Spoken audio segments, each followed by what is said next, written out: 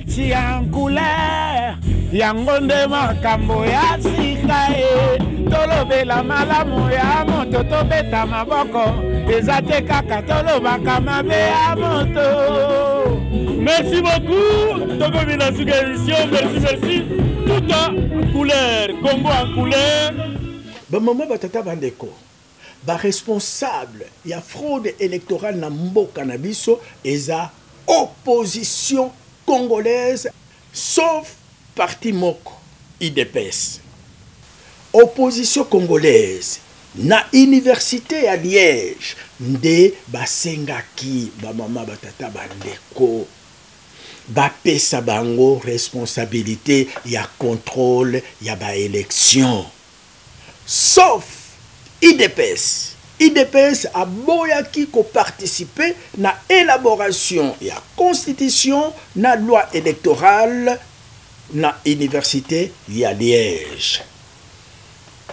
Ba parti d'opposition basa na mbongo ebele mais bazo boya ko bimisa mbongo na bango po bafuta ba témoin.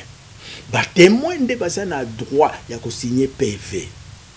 Yango seni a organisé ba élection sans contrôle. Ba mama batata bandeko.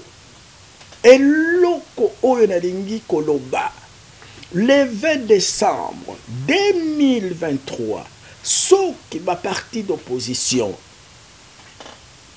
Dr Denis Mukwege, Matata Ponyo, Fayulu, Muzito, Katumbi, soki botindi batémoin te.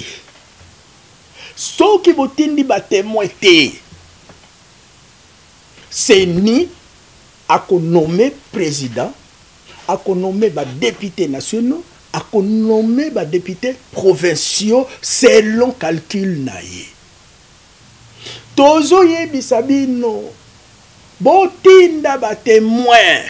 Tozo yebisabino à 2 mois des élections, boluka ba témoin, boluka ba témoin. Dans chaque bureau de vote, il faut bozala na ba témoin na bino. Le 20 décembre 2023, nazoloba. Soki boye lisusu. Koloba makambo oyo état de vérité des urnes bande konanga ba congolais bolanda bango te botuna bango est-ce que botinda ki ba témoin soki balobi non kobima libanda te soki balobi oui. Deuxième question, est-ce que bozana ba PV nyonso oui. Ba PV wana toke nango na cour constitutionnelle. Ce qui cour constitutionnelle, malgré ba PV na biso, à côté de Seni, article 64, Tobimi Libanda. Seule condition, oyo ya kobiba Libanda, ce qui ba parti politique, ba tinda ki ba témoin, dans tous les bureaux de vote, sur toute l'étendue de la République. Ba parti politique bazana ba PV na bango. Ba accusé Seni que Seni a triché toke na cour constitutionnelle. Cour constitutionnelle a pesi Seni raison malgré ba PV na biso. Application y article 64. Biso nyoso tokobima libanda. Lors du référendum de 2005, qui consacra la nouvelle constitution congolaise et l'organisation des élections présidentielles de 2006, le problème des témoins s'est présenté pour la première fois. Et en fait, il y avait très peu d'autres observateurs indépendants. Donc, Pourquoi ? Je n'en sais rien, mais je constate quand même qu'il y en avait beaucoup moins que lors d'élections en Europe de l'Est ou en Amérique latine. Et ça, je crois que c'est un message que je voudrais adresser pour la prochaine élection, c'est d'avoir un maximum d'observateurs nationaux et internationaux, parce que je crois que tout le monde a intérêt à ce que le scrutin se déroule avec une très grande régularité. Selon l'article 41 du Code électoral, les témoins assistent à toutes les opérations de vote, de dépouillement de bulletins, de compilation et de décompte des voix. Cette même loi précise également que le président du bureau de vote invite les témoins à contresigner le procès-verbal des opérations électorales Les copies des procès-verbaux sont ensuite remises aux témoins qui les présenteront comme preuve de bon déroulement du vote à leur parti politique. Enfin, la loi électorale indique que les témoins sont à la charge de ceux qui les ont désignés, et non à la charge de l'État ou de la CENI. L'absence de témoins n'est pas un motif d'invalidation du scrutin, sauf si ces absences sont provoquées de manière intentionnelle. La question de la crédibilité des élections en RDC repose donc sur la présence des témoins dans les bureaux de vote situés sur tout le territoire de la République. Il faut commencer à observer aujourd'hui. Est-ce qu'on enrôle des petits-enfants? Est-ce qu'on empêche aux gens d'aller s'enrôler? Est-ce qu'on intimide les gens pour qu'ils n'aillent pas se faire enrôler? La fraude se met là. La fraude se met là. La fraude se met là. Et c'est là qu'il faut observer, qu'il faut contrôler. On attend seulement le jour du scrutin là pour dire non. Mais là, moi je les invite à venir observer maintenant, à voir comment on enrôle, comment les choses se font. À ce moment-là, on va être des bons témoins de tous les cycles. Et vous allez voir qu'il n'y a pas d'observateurs, de témoins des partis dans les bureaux. Parce que les partis politiques ont fait savoir que sans financement, ils sont incapables de déployer les témoins dans les 50 000 bureaux de vote. Ils demandent à la commission électorale de donner les moyens. La commission dit je n'ai pas ces moyens-là. Et c'est même interdit parce que si vous venez surveiller le travail de la commission, vous ne pouvez pas attendre la commission qu'elle finance encore votre travail de surveillance. Donc on ne sait pas quels sont les organismes qui peuvent aider les partis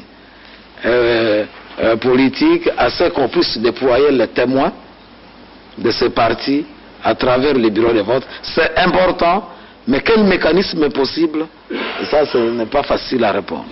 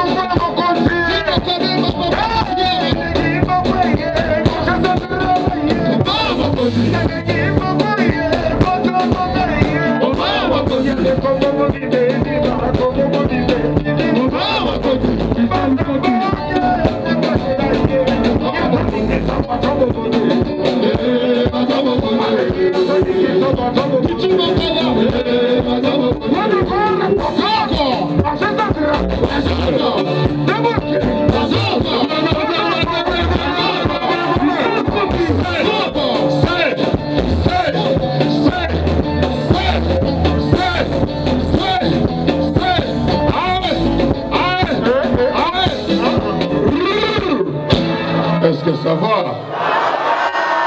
Bonito et Matoto Binarano. Tobinarano. Bon, Matoso va vendre pour nous. Tout le monde debout. Volcan.